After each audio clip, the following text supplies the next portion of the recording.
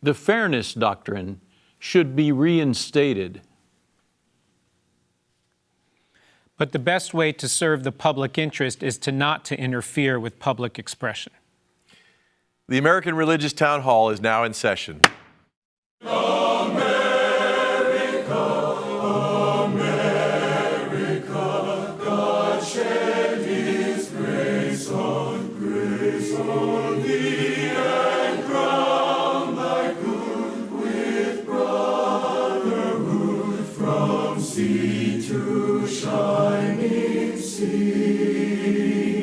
Welcome, friends, to the American Religious Town Hall meeting, where the discussion of religious, political, and social issues is meant to promote the cause of religious freedom and to help us better understand each other.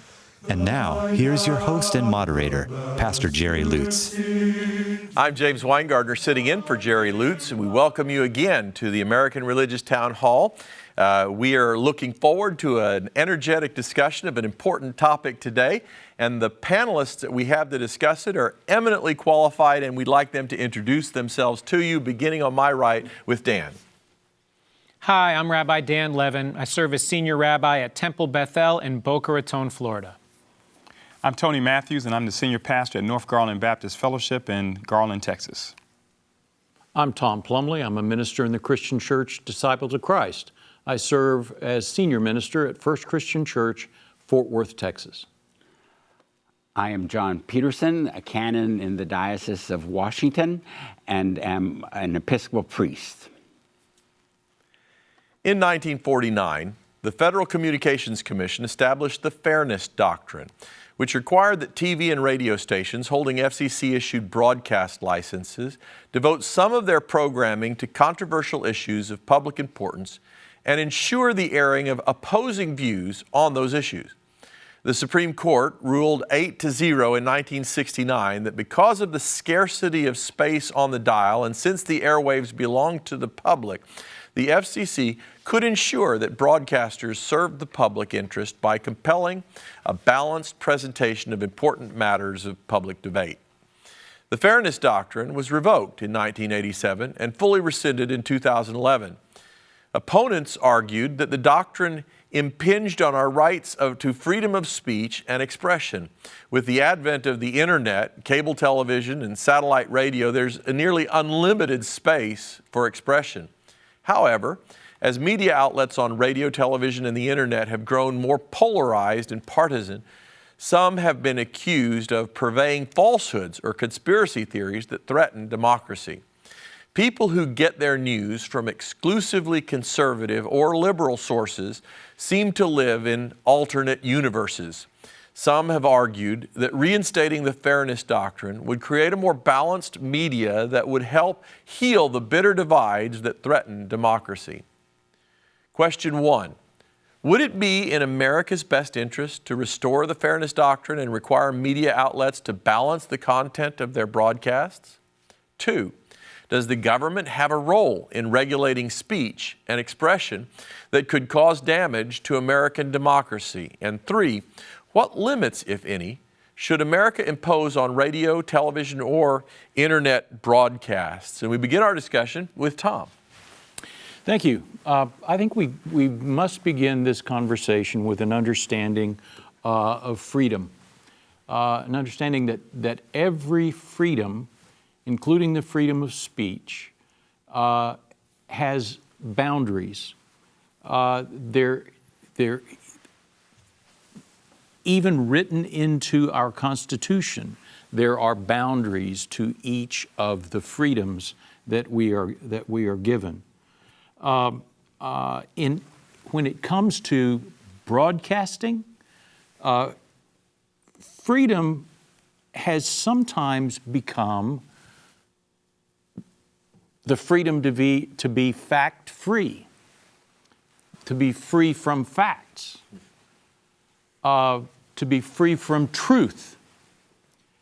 And the Fairness Doctrine was intended as a tool to ensure that the American public would be well educated, would be well informed about issues.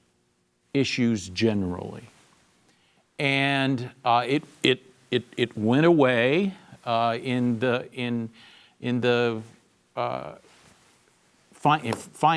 in the late 80s, during the Reagan administration. And because it went away, because the chairman of the FCC, appointed by President Reagan, canceled it,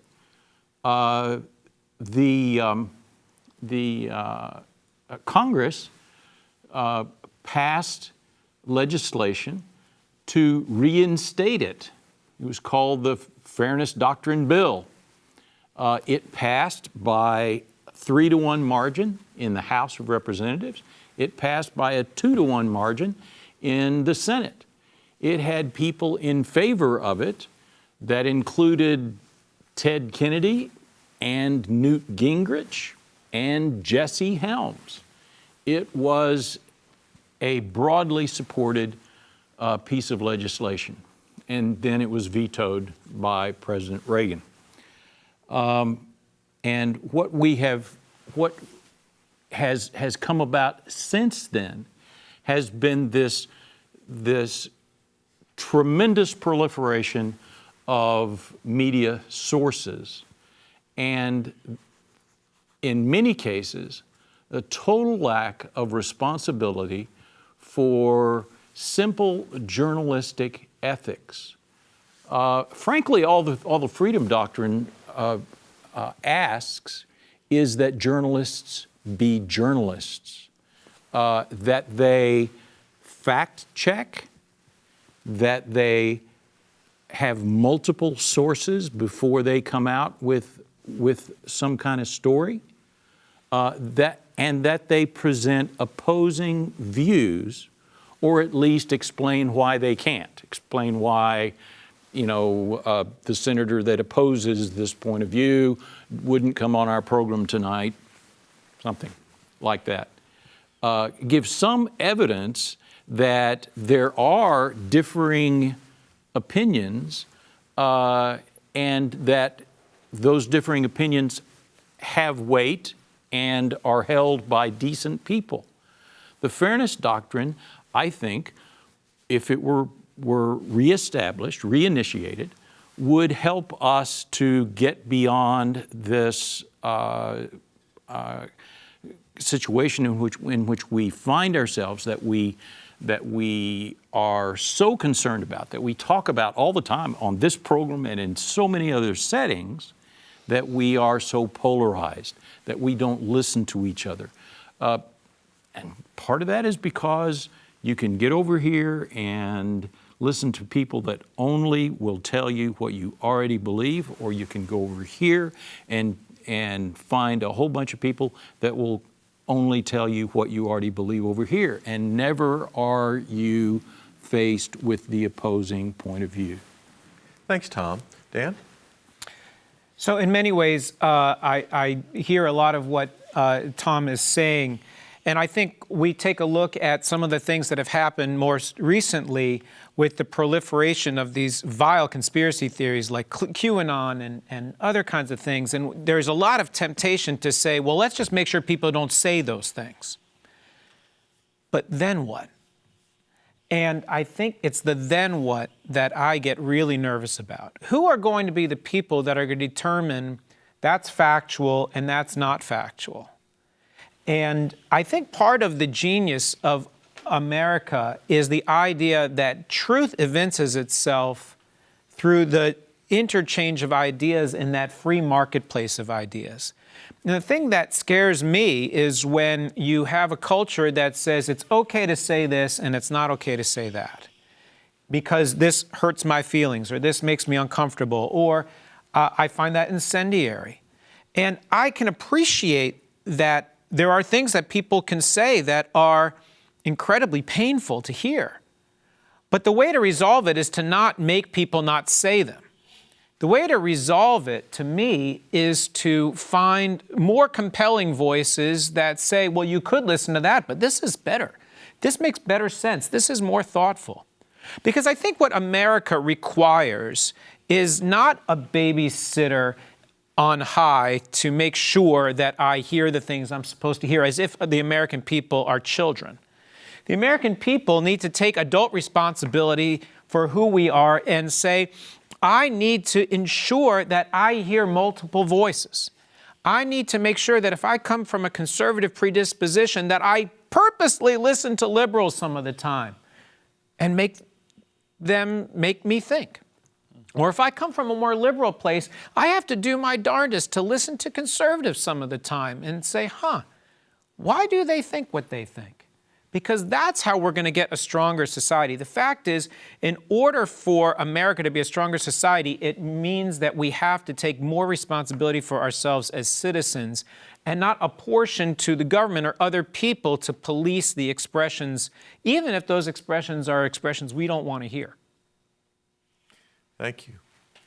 I think this is a fascinating topic. I love the comments of both, actually, that Brother Tom and Dan mentioned.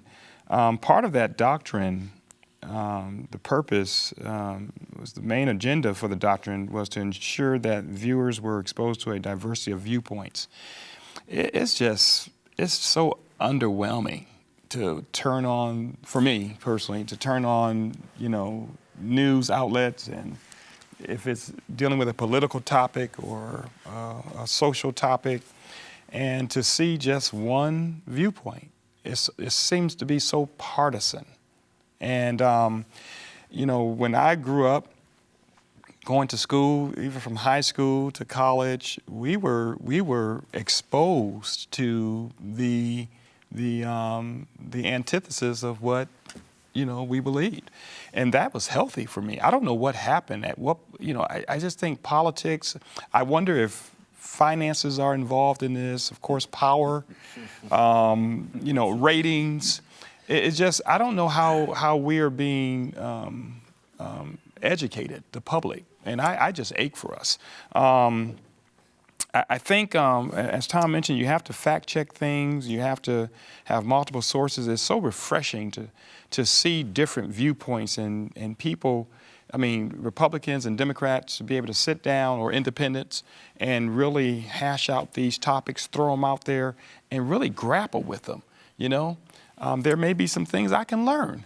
My mentor, who has passed away, taught me, when I went to our church, and the church I'm pastoring now, I had a scathing letter written. A scathing letter. It was destructive criticism, designed to destroy me. And I went over to my mentor. I ran over to him, weeping and wailing and mad and angry, ready to go street ministry on these folks at the church, and like literally street ministry.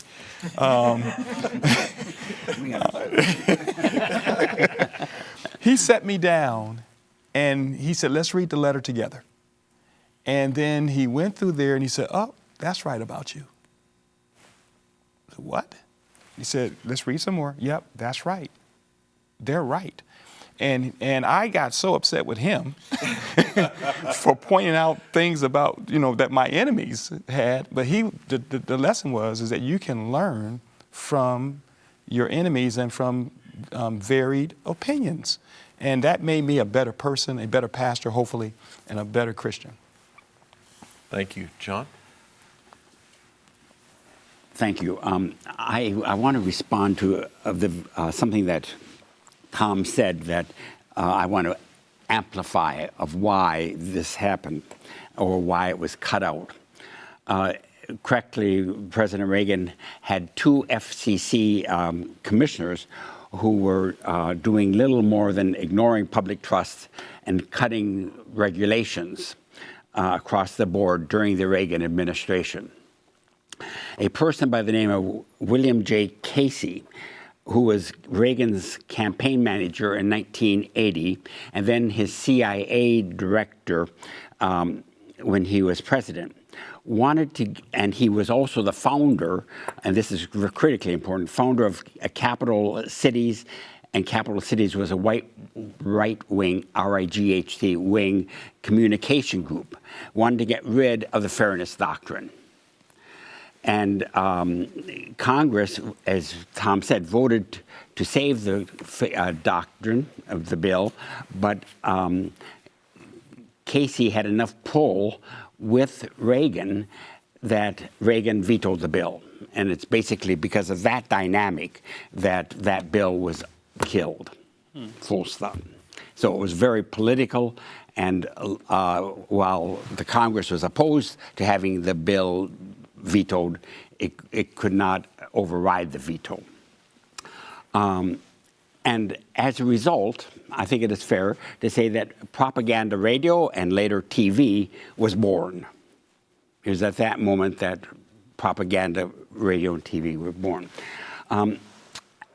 Also, I think it's important to say that the initial bill and of the Fair Doctrine actually only controlled the network televisions. And at that point, when it was established, there were only 3 networks, ABC, NBC, CBS, and that was it. And it didn't have any control over cable networks.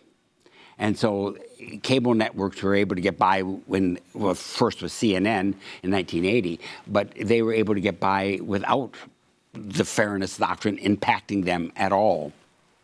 And so we have here a very interesting phenomenon that now what you have is indeed the major networks that aren't under the Fairness Doctrine either. But then you now have all your very politically orientated and just taking one side or another, like Fox News, BBC, MSNBC, Al Jazeera, and they're not at all and would not have been under the control of the Fairness Doctrine had they been in existence at that time. But at the time that the Fairness Doctrine was, and it's hard for us to remember that there were only 3 television networks that it really controlled.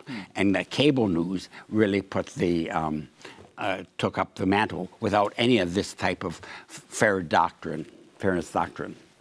Okay. So, you pointed out something that I think is true, which is that the end of the Fairness Doctrine gave birth to, opinion radio. In fact, Rush Limbaugh, who recently passed away, his show came about by virtue of the end of the Fairness Doctrine. Yeah. Ben Shapiro, who's a conservative columnist, writes about how Rush Limbaugh only came into being because of the end of the Fairness Doctrine. And here's the way I sort of look at this. Rush Limbaugh was coarse. He was often mean. He often was misogynist, homophobic. He was on the radio for 3 hours a day, every day. Millions of people listened to him as part of their regular diet of media consumption. Would it have been better had he not been able to speak?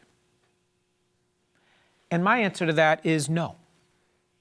Because born from him were plenty of other conservative broadcasters, and born from them were plenty of other liberal broadcasters. Some are shrill and mean-spirited, some are really thoughtful, and some have a lot to offer. And I think that what you're seeing now is that you have a lot of people who have drifted towards these polar extremes, but now they say, you know what, I don't want to live in those polar extremes anymore.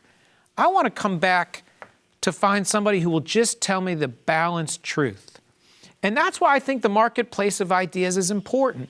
On a college campus, if somebody gets up there to speak who I vehemently disagree with, let that person speak.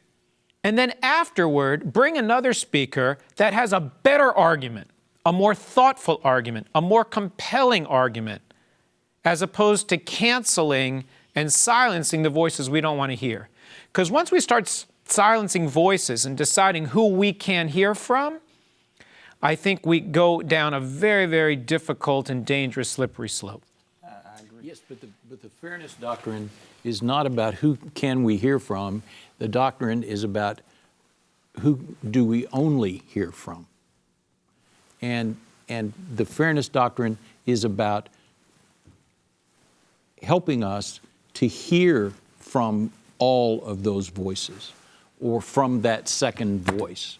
And what the reality was with Rush and with Laura Ingraham and with so many others was that they were not ever on their programs there was no counterbalance on the networks or the stations that carried them. Let's continue this in just a moment after the break. We hope you are enjoying today's program. If you would like to learn more about the American Religious Town Hall, please visit our website at americanreligious.org. That's americanreligious.org. There you can read about the mission and history of the program, learn about the Town Hall estates, and view past programs by clicking the appropriate menu buttons. Each week, Pastor Lutz looks forward to receiving your letters. You may write to him at the address shown on your screen. Send your letters to Pastor Jerry Lutz, American Religious Town Hall Meeting, P.O. Box 180118, Dallas, Texas 75218. That's Pastor Jerry Lutz, American Religious Town Hall Meeting, P.O. Box 180118, Dallas, Texas 75218. Thank you for writing, and thank you for watching. And now, back to you and today's closing statements. Welcome back. We want to thank our sponsors. We want to thank our studio here, and we really would like to be looking forward to your letters and your communication with us. Let us know what programs you'd like to hear, what subjects you'd like to hear treated, and let us know what you think of the subjects that we're already treating. Let's finish our summations now, beginning again with Dan. The Fairness Doctrine came about because there was very, very limited outlets for people to be able to present their ideas and their thoughts, or even just the news in public outlets, whether it was the beginning of television, which I think at first had like 3 channels, or radio, which had a very limited set of broadcasts. Now there is an unlimited ability for people to be able to put out their thoughts and their expressions. It requires advanced citizenship. It requires each of us as Americans to be thoughtful about what we'll hear and what we won't. If you want to be a closed-minded person, it doesn't matter how many times you have different things going on TV, people will close their minds. And I think we want to open up the avenues for expression, because I think it's through that open avenue of expression that we will end up with more open-mindedness. Thanks, Don. Tom? That's absolutely correct. And we do need to open up our minds, and we do need to open up the vehicles through which we are informed to multiple understandings and multiple perspectives. The elimination of the Fairness Doctrine in 1987 did not lead to a better informed public. I think we could all agree on the fact that we are indeed a more misinformed public, not a less informed public, but a more misinformed public. There is more untruth out there. And I just simply would repeat that freedom does not mean free to be fact-free. Thank you, Tom. John? I suspect that if you're listening to the American Religious Town Hall in 2035, there's going to be a program that's not going to be talking about TV stations and radio, etc., but there's going to be a program on internet and new forms of communication that we don't even dream of today. And I think that the problem goes back, indeed, to the Fairness Doctrine that's going to be discussed in that program in 2035. Because this is going to be a constant struggle, simply because we today have become so compartmentalized in relationship to what we listen to, etc.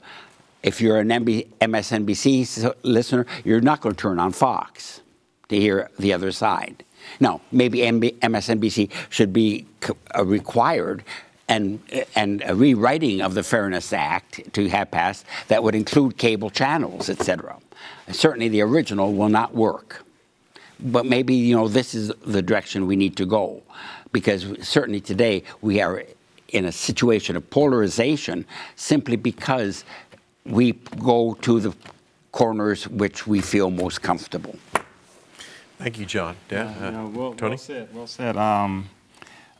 For me, I don't like crazy conspiracy theories making the rounds on the internet or television. But at the same time, I just don't like canceling these voices. It's something scary to me when people, even as we've recently seen, some of the most powerful people on the planet just canceled. And if those people can be canceled, I mean, what can happen to little old me? So I just, I think we need to be responsible. And of course, you know, obviously you don't yell fire in a crowded building, but I mean, I think some of this has gone too far, and it's troubling to me. But don't forget your teacher. My teacher, that's right. That's right. You know, the cancel is a concern. I hear so many of these forums are starting to cut back.